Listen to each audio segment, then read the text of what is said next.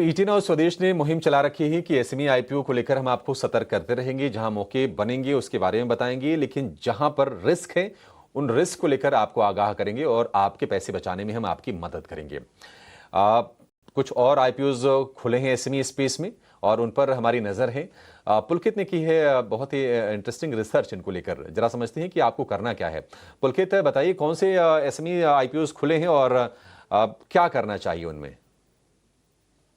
तो हम जैसे कि पूरे हफ्ते बताते रहे कौन कौन से आईपीओ खुलेंगे, आज उस कड़ी में दो और आईपीओ खुल रहे हैं। पहले है नीतू योशी।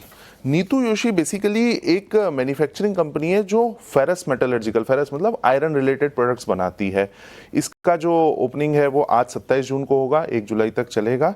और जो टोटल साइज है वो लगभग 77 करोड़ का है। जो मर्चेंट बैंकर है वो हॉरिजॉन मैनेजमेंट प्राइवेट लिमिटेड है।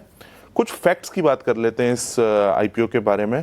तो इनके जो लगभग 5 कस्टमर हैं वो मिलके इनका 62% रेवेन्यू देते हैं। सिंगल लोकेशन मैन्युफैक्चरिंग है इनका, कोई बहुत ज़्यादा देश भर में फैले हुए मैन्युफैक्चरिंग प्लांट नहीं है।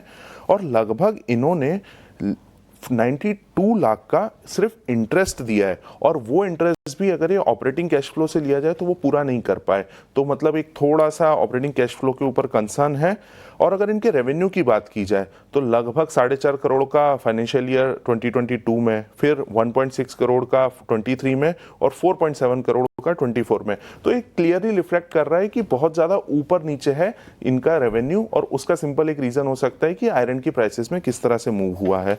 पॉजिटिव बातें भी हैं कुछ, इनका मेन क्लाइंट ही रेलवे है, तो ये एक पॉजिटिव चीज़ है। और जो करंट ग्रे मार्केट प्रीमियम है वो लगभग 20% चल रहा है। अगर हम दूसरे आईपीओ की बात करें जो कि है हमारा ad county media limited, ad county media India limited, तो आज ये भी आईपीओ इसी डेट में खुलेगा, 27 जून से लेकर 1 जुलाई तक खुला रहेगा। फ्रेश इशू लगभग इनका 51 करोड़ का है।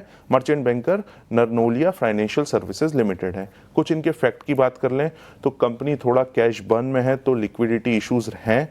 40% रेवेन्यू इनका कॉर्पोरेट क्लाइंट से आ रहा है जो कि डिजिटल मार्केटिंग वगैरह की सर्विसेज प्रोवाइड करके आ रहा है। अब कुछ भी अगर इकोनॉमिक स्लो डाउन होता है तो सबसे पहले कंपनियां मार्केटिंग बजट कट करती हैं, तो वहां पे एक थोड़ा सा हिट इनको लग सकता है अगर ये चीज हुई तो। एक और चीज जो बहुत इंपॉर्टेंट है, इनकी जो 4 पार्टीज हैं, 4 पार्टीज मतलब 4 क्लाइंट, वो लगभग इनका 100% ट्रेड रिसीवेबल पे है। तो इनका जो कलेक्शन है वो अगर डिले हुआ तो फिर इनकी ऑपरेटिंग कैश में थोड़ी सी प्रॉब्लम आ सकती है। लेकिन कुछ पॉजिटिव चीज़ें भी हैं इनके बारे में। ब्लू चिप क्लाइंट बेस है तो बहुत जल्दी वो क्लाइंट बेस जाता नहीं है। और ग्रे मार्केट प्रीमियम लगभग 35% का है। और सबसे बढ़िया, चूंकि है डिजिटल मार्केटिंग के बिजनेस में, तो एसेट लाइट मॉडल है। तो जी, ये थी कुछ डिटेल्स दोनों आईपीओ के बारे में कि किस तरह से परफॉर्म हो सकते हैं। पुलकित, बहुत शुक्रिया। तो नीतू योशी, दिक्कत ये है कि रेवेन्यू कंसंट्रेशन है 5 कस्टमर में, ये एक तनाव की वजह है और एक ही लोकेशन पर इनके मैन्युफैक्चरिंग हो रही है। बाकी एड काउंटी मीडिया इंडिया ये आज से 1 जुलाई तक खुला हुआ है। तपन जी, आपने भी क्या स्टडी किया है ये इन एसएमई आईपीओस को? क्या व्यू होगा आपका और आप किस तरह की आप रेटिंग देंगे इनको?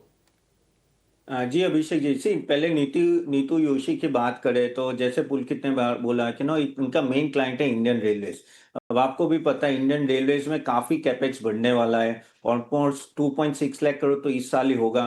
तो काफी ऑर्डर बुक रहेगा, उसमें कोई डाउट नहीं। और प्लस वो है ना RDSO सर्टिफाइड है, जो निश एरिया में काफी स्ट्रॉन्ग मोट माना जाता है, यानी क्योंकि ना बहुत कम लोग हैं इसमें और इसलिए इनको ये फायदा है। हाँ, इबिटा मार्जिन आप देखो तो अच्छा खासा है, 36%, नेट मार्जिन 26%, तो इंडस्ट्री लीडिंग है। मैं थोड़ा आपको पॉजिटिव अभी बोल रहा हूँ, तो ये एक अच्छा पॉइंट है क्योंकि at the end of the day no, क्योंकि स्ट्रॉन्ग मोटिव वो एक बड़ा बेनिफिट इनको। लेकिन क्या कुछ नेगेटिव, जैसे एक ही रेलवे पे डिपेंडेंट है, इनका एक ही प्लांट है, प्लस नो काफी हद तक नो कैश फ्लो थोड़ा कह सकते हैं ना कि ऑपरेटिंग कैश फ्लो नेगेटिव है। सिक्योर्ड डेप्ट में अगर देखें तो सिक्योर्ड लोन 13.6 करोड़ है। लेकिन अगर आप वैल्यूएशन पॉइंट ऑफ से देखें, जो हमें खास देखना चाहिए, तो ये कंपेयर टू पीएस काफी एट्रैक्टिव लेवल पे बैठे हुए हैं। उनका पी रेशियो काफी कम है, प्लस अदर वैल्यूएशन मैट्रिक्स भी बहुत अच्छे कंपेयर टू कॉम्पिटिटर। और क्योंकि रेलवे में इतना ग्रोथ आने वाला है, तो एक तरह से आप देख सकेंगे इस कंपनी में भी ग्रोथ आ सकता है, इसलिए लिस्टिंग गेन्स भी लग रहा है कि आएंगे। ओके, तो अगर आप को इसमें इन्वेस्ट करना है, अगर इन्वेस्टर को इन्वेस्ट करना है तो थोड़ा कॉशियसली थोड़ा देख लीजिए नेगेटिव पॉइंट्स, लेकिन हाँ लिस्टिंग गेन्स लग रहे हैं यहाँ से, तो उस तरह से आपको अप्लाई करना है, थोड़ा कॉशियस यूज से आप कर सकते हो। दूसरा हम लोग करते हैं एड काउंटी मीडिया लिमिटेड, जो डिजिटल बिजनेस में है, तो इनका भी आप देखें तो प्रॉफिटेबिलिटी ग्रोथ बहुत अच्छा रहा है। एसेट लाइट मॉडल है ना, क्योंकि डिजिटल में है, तो डिजिटल मीडिया में तो अगर आप देखो तो हाई स्केलेबल है, लो कैपेक्स चाहिए इसमें। और इनके जो क्लाइंट्स है वो कौन है, जेप्टो, शेयरचैट, पैसा बाजार, तो ये बड़े बड़े नो क्लाइंट्स है इनके पास। वैल्यूएशन ओके है, कंपेयर टू पीएस नो काफी कम है, 10 का पी पे चल रहा है, तो वो भी इनके बेनिफिशियल है। लेकिन बस थोड़े नेगेटिव अगर आप देख ले तो उनका जो 86% तीन ही रीजन से आ रहा है, हरियाणा, कर्नाटका, महाराष्ट्र। थोड़ा नेगेटिव इन्वेस्टिंग कैश फ्लो है, एफडी और म्यूचुअल फंड में डाला हुआ है।